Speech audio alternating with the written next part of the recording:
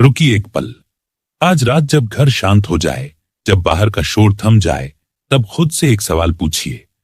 दुनिया में 8 अरब लोग हैं, हर गली में अनजान चेहरे, हर शहर में अनगिनत जिंदगियां। फिर भी आपकी जिंदगी में सिर्फ वही एक इंसान क्यों आया? उसी से मुलाकात क्यों हुई? उसी से प्यार क्यों हुआ? और उसी के साथ आपने 7 फेरे क्यों लिए? क्या यह सिर्फ संयोग था या कोई पुरानी कहानी दोबारा शुरू हो रही थी? जब आप शादी के मंडप में बैठे थे, हाथ में हाथ था, आंखों में सपने थे, तब शायद आपने सोचा होगा कि यह मेरी पसंद है, मेरा फैसला है। लेकिन अगर मैं आपसे कहूं कि जिसे आप अपनी मर्जी समझ रहे थे, वो असल में एक पहले से लिखी हुई कहानी थी, जो आपके जन्म से भी बहुत पहले तय हो चुकी थी। गरुड़ पुराण और हमारे प्राचीन कर्म सिद्धांत ठीक यही बताते हैं। वे कहते हैं कि विवाह कोई इत्तेफाक नहीं है, ये 2 आत्माओं का रोमांटिक मिलन भी नहीं है, ये 2 पुराने हिसाब किताबों का निपटारा है, 2 अधूरे सौदों का पूरा होना है। आज हम उस सच्चाई की तरफ बढ़ेंगे जो शायद आपको थोड़ा बेचैन कर दे, लेकिन जो आपके बहुत काम आएगी। आज हम जानेंगे कि आपका जीवन साथी सच में आपका साथी है या पिछले जन्म का कोई लेनदार है जो अपना कर्ज वसूलने आया है। ये वीडियो उन लोगों के लिए है जो अपनी शादी में खुश हैं, और खासकर उन लोगों के लिए जो घुटन में जी रहे हैं, जो रात को तकिए में मुंह छिपाकर रोते हैं और सोचते हैं कि मैंने क्या गलती की थी जो मेरे साथ यह सब हो रहा है। सबसे पहले उस बड़े झूठ को तोड़ते हैं जिसे हम पसंद कहते हैं। आज के समय में हमारे पास डेटिंग एप्स हैं, मैट्रिमोनियल साइट्स हैं। हम फोटो देखते हैं, प्रोफाइल पढ़ते हैं और लगता है कि हम खुद फैसला ले रहे हैं। लेकिन अध्यात्म कहता है यह सब सिर्फ एक दिखावा है। पर्दा उठने से पहले ही तय हो चुका होता है कि कौन किसके साथ मंच पर खड़ा होगा। गरुड़ पुराण के प्रेत खंड में एक बड़ा रहस्य छिपा है। जब कोई जीवात्मा मृत्यु के बाद यमलोक की यात्रा पूरी करके फिर धरती पर आती है, तो जन्म के 6ठे दिन विधाता उसके माथे पर कुछ रेखाएं लिख देते हैं। इन्हें ललाट रेखा कहते हैं। इन रेखाओं में 3 चीजें अटल होती हैं जिन्हें बदला नहीं जा सकता। पहली आपकी मृत्यु का समय, दूसरी आपके माता पिता और तीसरी आपका जीवन साथी। जब आप अभी मां के गर्भ में सिर्फ एक छोटी सी कोशिका थे, तब भी यह तय हो चुका था कि आप किसके साथ जीवन बिताएंगे। लेकिन यह लिखता कौन है? क्या भगवान ऊपर बैठकर लॉटरी निकालते हैं? नहीं, ईश्वर बहुत न्यायप्रिय हैं। वे पक्षपात नहीं करते। ये जोड़ा ईश्वर नहीं बनाते, ये जोड़ा बनाता है आपका अपना ओर्णानुबंध। ध्यान से समझिए, ये शब्द आर्ण यानी कर्ज, अनुबंध यानी बंधन, यानी वो पुराना हिसाब जो कई जन्मों से अधूरा पड़ा है। एक पल के लिए आंखें बंद करके सोचिए, पिछले किसी जन्म में आपका किसी के साथ गहरा लेन देन था। शायद आपने उसे धोखा दिया, शायद उसका पैसा हड़प लिया, शायद उसकी भावनाओं से खेला, या हो सकता है उसने आपकी बहुत सेवा की, बहुत प्यार दिया और आपने कुछ नहीं लौटाया। जब शरीर यहां राख हो गया, वो अधूरा भावनात्मक हिसाब आत्मा के साथ चिपक कर रह गया। प्रकृति का नियम है, हर कर्ज चुकाना ही पड़ता है। इसलिए अगले जन्म में प्रकृति उन दोनों आत्माओं को एक ऐसी जगह लाकर खड़ा कर देती है जहां भागना मुश्किल हो, जहां दोनों एक ही छत के नीचे रहें, एक ही थाली में खाएं, एक ही बिस्तर पर सोएं। और वो जगह है विवाह, क्योंकि कर्ज चुकाने के लिए इससे बेहतर मंच और कोई नहीं। अब उस सवाल की बात करते हैं जो बहुत लोग पूछते हैं, शादी में अग्नि के फेरे क्यों? पानी क्यों नहीं? हवा क्यों नहीं? क्योंकि वेदों में अग्नि को सबसे बड़ा साक्षी माना गया है। अग्नि वो माध्यम है जो हमारी बात देवताओं तक पहुंचाती है। लेकिन इसका एक और गहरा मतलब है। अग्नि कर्ज की भी प्रतीक है। जब आप उन 7 फेरों में उस आग के चारों ओर घूमते हैं, तो आप ब्रह्मांडीय ऊर्जा के सामने एक वचन दे रहे होते हैं कि हम अपने पिछले जन्मों के सारे अधूरे कर्म इस जन्म में मिलकर पूरा करेंगे। वे 7 फेरे कुछ साधारण रस्म नहीं हैं, वे एक रूहानी हथकड़ी हैं जो आप अपनी मर्जी से पहनते हैं, लेकिन जिसकी चाबी आपके पास नहीं, चाबी समय के पास है। गरुड़ पुराण और कर्म सिद्धांत के अनुसार विवाह मुख्य रूप से 3 तरह के होते हैं। आप अपनी शादी को देखिए, खुद समझ आ जाएगा कि आप किस श्रेणी में हैं। पहला, शत्रु विवाह। क्या आपने ऐसे जोड़े देखे हैं जहां पति पत्नी के बीच कोई प्यार नहीं, हर दिन युद्ध जैसा माहौल, एक दूसरे को नीचा दिखाना रोज की आदत बन गई हो? अगर आप खुद इस स्थिति में हैं तो शायद सोचते होंगे कि मैंने क्या किया जो मुझे ऐसा साथी मिला। सच ये है, ये व्यक्ति इस जन्म में आपका पति या पत्नी बना है, लेकिन पिछले जन्म में यह आपका जानी दुश्मन था, या आपने इसके साथ ऐसा अन्याय किया था जिसे यह भूल नहीं पाया।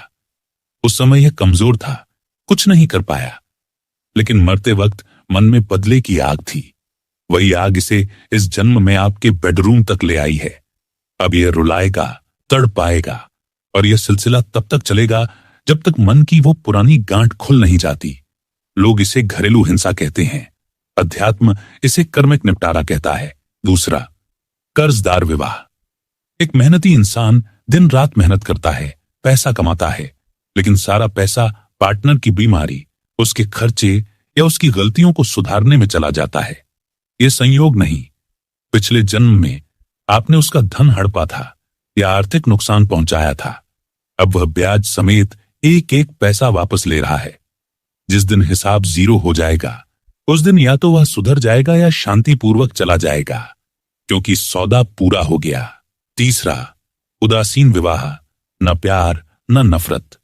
पति अपनी दुनिया में, पत्नी अपनी दुनिया में, दोनों एक साथ रहते हैं जैसे ट्रेन के डिब्बे में दो अनजान यात्री। ये तब होता है जब पिछले जन्म में बस थोड़ा बहुत लेन देन बाकी था, कोई बड़ा कर्ज नहीं। प्रकृति ने मिला दिया ताकि वो छोटी औपचारिकता पूरी हो जाए। चौथी, पुण्य अनुबंध। बहुत दुर्लभ छुआ जब दो परिपक्व आत्माएं जिन्होंने पिछले जन्म में एक दूसरे की मदद की थी, भक्ति में साथ दिया था, वे दोबारा मिलती हैं। ऐसा साथी आपको कभी गिरने नहीं देता, ढाल बनकर खड़ा रहता है। लेकिन कलयुग में ऐसे रिश्ते 1000 में एक मिलते हैं। अब एक संवेदनशील सवाल, शादी के बाहर के संबंध। अगर शादी 7 जन्मों का बंधन है तो तीसरा व्यक्ति बीच में कैसे आ जाता है? शास्त्र कहते हैं कभी कभी हमारा हराणानुबंध एक ही व्यक्ति तक सीमित नहीं होता। पिछले जन्म में किसी और के साथ भी गहरा भावनात्मक जुड़ाव अधूरा रह गया था। वो आत्मा भी अपना हिस्सा मांगने आती है। शादी किसी और से हो गई, लेकिन जब वो पुरानी आत्मा दोबारा दस्तक देती है तो खिंचाव बहुत तेज होता है। ये प्यार नहीं बल्कि अधूरे कर्ज की पुकार है। गरुड़ पुराण कहता है ये एक परीक्षा है। प्रकृति आपको जरूर मिलवाएगी, लेकिन आपके पास विवेक और धर्म है।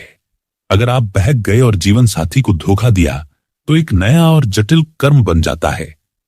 जो लोग सोच रहे हैं कि मेरी शादी क्यों नहीं हो रही, क्या कोई श्राप है? नहीं। गरुड़ पुराण कहता है जिन आत्माओं का कोई बड़ा कर्म कर्ज बाकी नहीं होता, प्रकृति उन्हें शादी के बंधन में नहीं बांधती। शादी न होना कभी कभी दुर्भाग्य नहीं बल्कि उस आत्मा की आजादी होती है जिसे अब एक के साथ नहीं पूरी मानवता के साथ जीना है।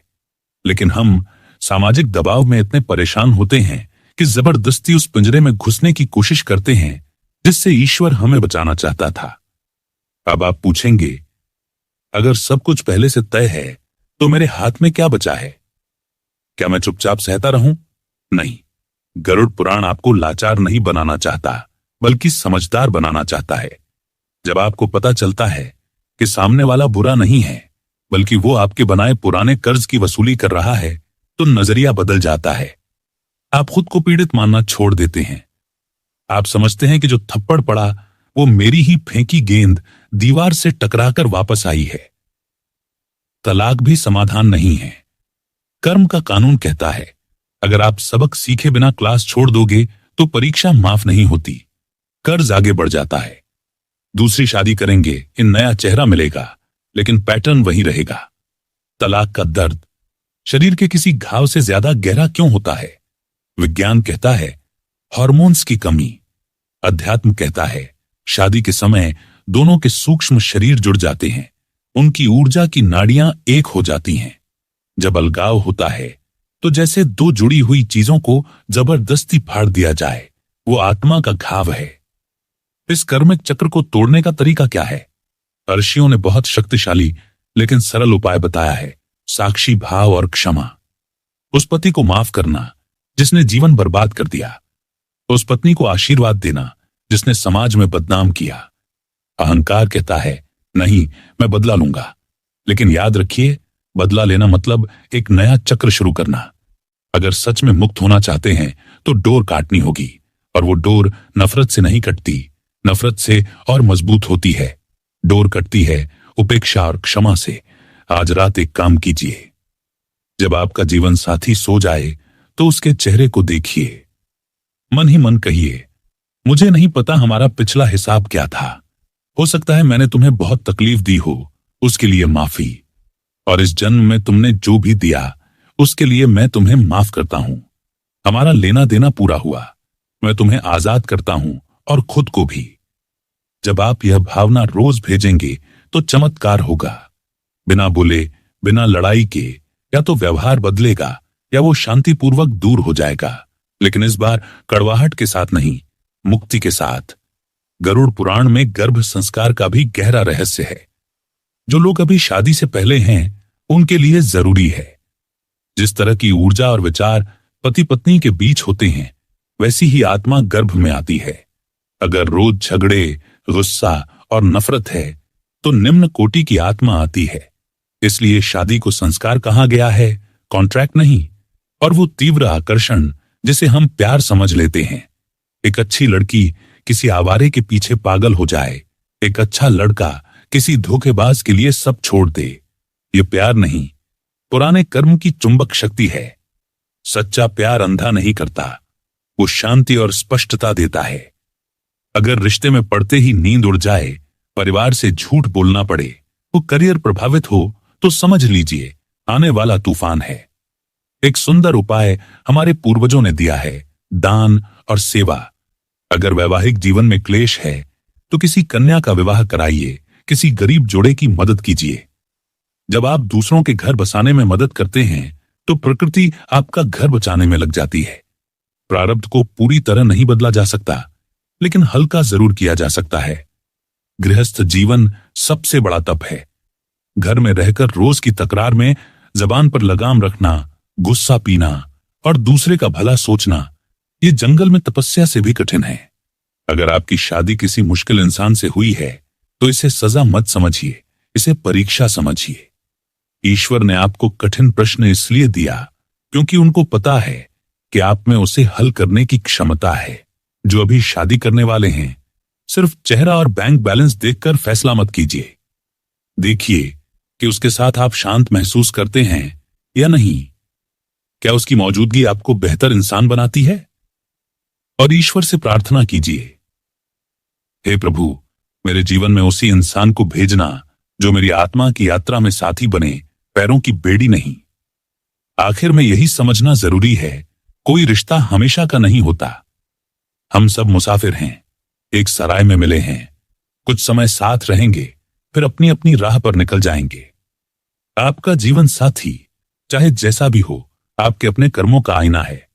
आईने में चेहरा गंदा दिखे तो आईना तोड़ने से फायदा नहीं, अपना चेहरा साफ करना होगा। सेवा कीजिए, दान कीजिए, नाम जप कीजिए। पुण्य बढ़ेगा तो बुरे कर्मों की आग अपने आप धीमी पड़ने लगेगी। सुहागरात सिर्फ शरीर का मिलन नहीं, प्राचीन काल में यह एक संस्कार की शुरुआत थी। उस रात जो विचार और ऊर्जा होगी वही आने वाले कल को लिखेगी। शादी कोई परी कथा नहीं है, ये आग का दरिया है। लेकिन जो इस आग में अपने प्यार और धैर्य को बचाकर निकलता है वही असली सोना बनता है। अगर आज की यह बात आपके मन को छू गई हो तो निराश मत होइए, खुश होइए, क्योंकि अब आप अंधेरे में नहीं हैं। अब आपको पता है कि यह सब क्यों हो रहा है, और जब कारण पता हो तो रास्ता खुद मिल जाता है। तो आज रात सारे गिले शिकवे एक तरफ रखिए। अपने पार्टनर को, चाहे वो पास हो या दूर, जिंदा हो या चला गया हो, मन ही मन माफ कर दीजिए। जिस पिंजरे में आपने उसे कैद किया उसमें आप भी कैद हैं। उसे आजाद कीजिए और खुद भी आजाद हो जाइए। कमेंट में बताइए, क्या आप मानते हैं कि जोड़े ऊपर से बनते हैं या हमारे कर्म बनाते हैं? और अगर यह बात आपके किसी दोस्त या रिश्तेदार के काम आ सकती है तो उन्हें जरूर शेयर कीजिए। शायद यह नजरिया किसी टूटती उम्मीद को सहारा दे दे। जीवन बहुत सुंदर है जब इसे कर्मों के चश्मे से देखा जाए। शिकायतें खत्म हो जाती हैं, सिर्फ स्वीकार भाव रह जाता है। और जहां स्वीकार है वहीं ईश्वर है। अगले वीडियो में फिर मिलेंगे एक और गहरे रहस्य के साथ। तब तक अपना और अपने रिश्तों का ख्याल रखिए। नारायण नारायण। तो आज रात सारे गिले शिकवे एक तरफ रख दीजिए। अपने जीवन साथी को मन ही मन माफ कर दीजिए। आपका साथी आपके कर्मों का आईना है। सेवा, दान और नाम जब से अपना चेहरा साफ कीजिए। शादी आग का दरिया है, इसमें धैर्य और प्यार से गुजरने वाला ही असली सोना बनता है। अगर आज की बात छू गई तो खुश होइए, कारण पता चल गया तो रास्ता भी दिख जाएगा। कमेंट में बताइए, जोड़े ऊपर बनते हैं या कर्म? अगले वीडियो में मिलेंगे। नारायण नारायण।